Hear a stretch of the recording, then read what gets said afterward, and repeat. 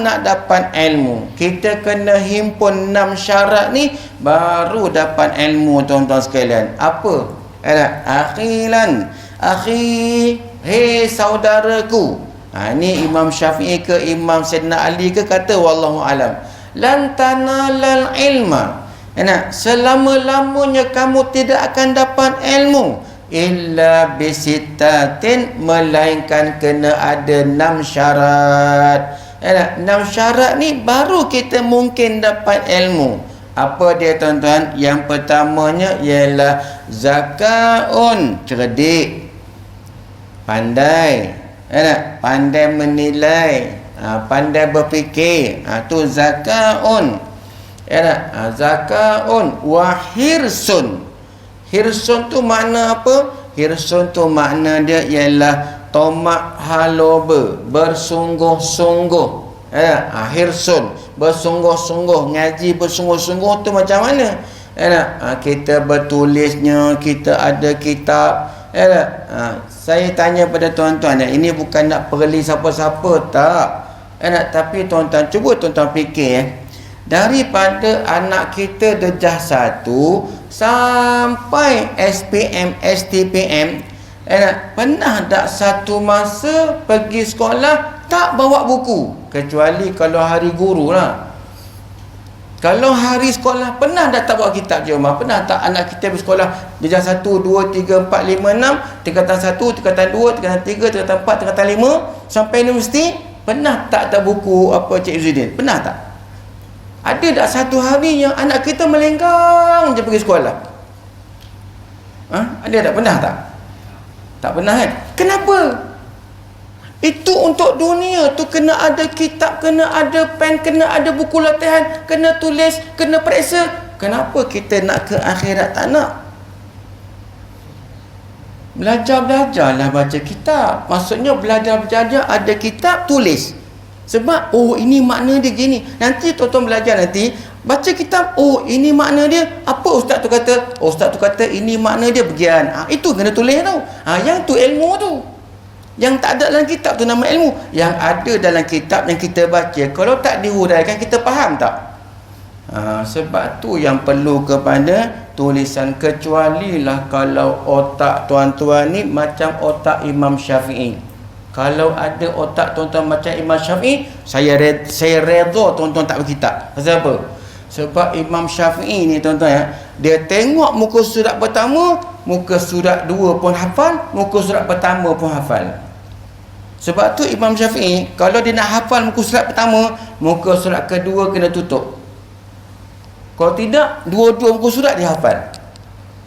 Allahu Akbar. Ada tak di antara kita otak dia macam otak Imam Syafi'i? Tak ada. Tak ada. Cik Mano tak ada. Tak ada. Kalau tak ada, kena tulis lah. Baik. Okey.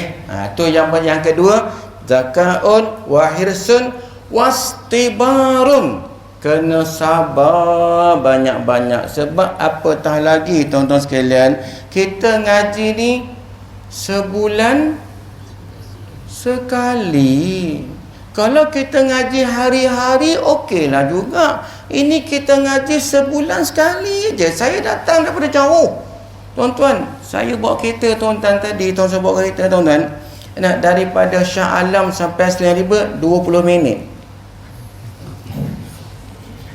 Daripada Shah Alam, saya bawa sampai Sdn Br 20 minit. Saya bertolak lebih kurang dalam 2.5 tadi, sampai tadi dalam 2.45 ke 2.50 sampai Sdn Br. Tapi macam ni lah. Macam ni lah. Macam tu. Jadi tuan-tuan kenalah sabar. Sebab kita ngaji sebulan sekali. Sabar kita mengaji tuan-tuan sekalian. Wastibarun. Itu yang ketiga. Yang keempatnya ialah bulghatun, ada belanja. Zakaun wa hirsun wastibarun wa bulghatun. Kena ada belanja. Kena ada duit nak beli kitab, nak beli pen, nak beli makan. Sebab kita orang. Jadi kenalah tulis dan sebagainya.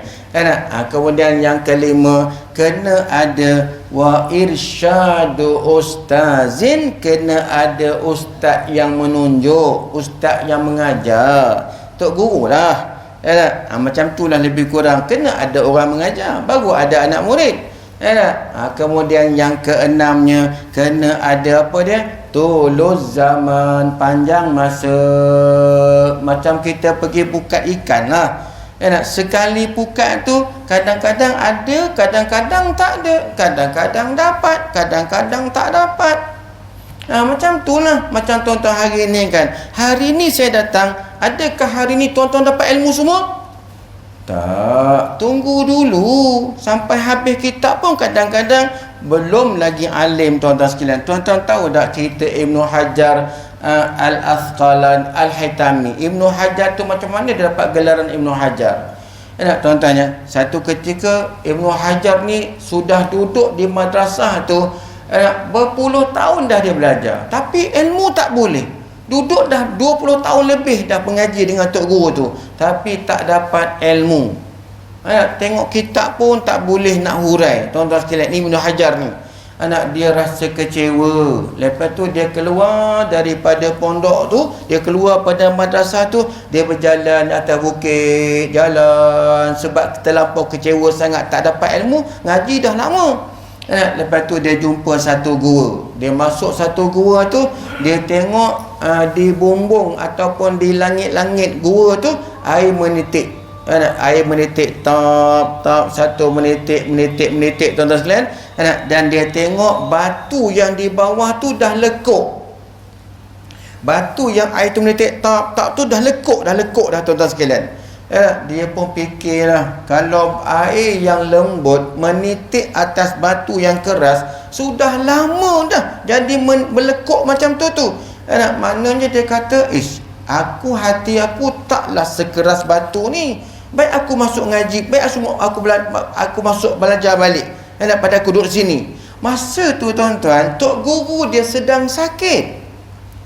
Tok guru yang di madrasah tu sedang sakit. Tok guru tu kata pada anak murid dia, yang akan ganti aku nanti bila aku mati ialah orang yang akan masuk sebentar lagi. Saat lagi ni ada orang masuk, maka dia yang akan ganti aku.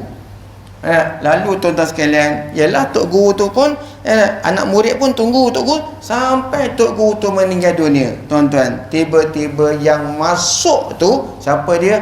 Ibnu Hajar Al-Haytami. Ibnu Hajar masuk tuan-tuan sekalian. Orang terkejut, padahal orang tahu Ibnu Hajar ni orang bebal, orang tak reti, orang jahil, dia tak pandai.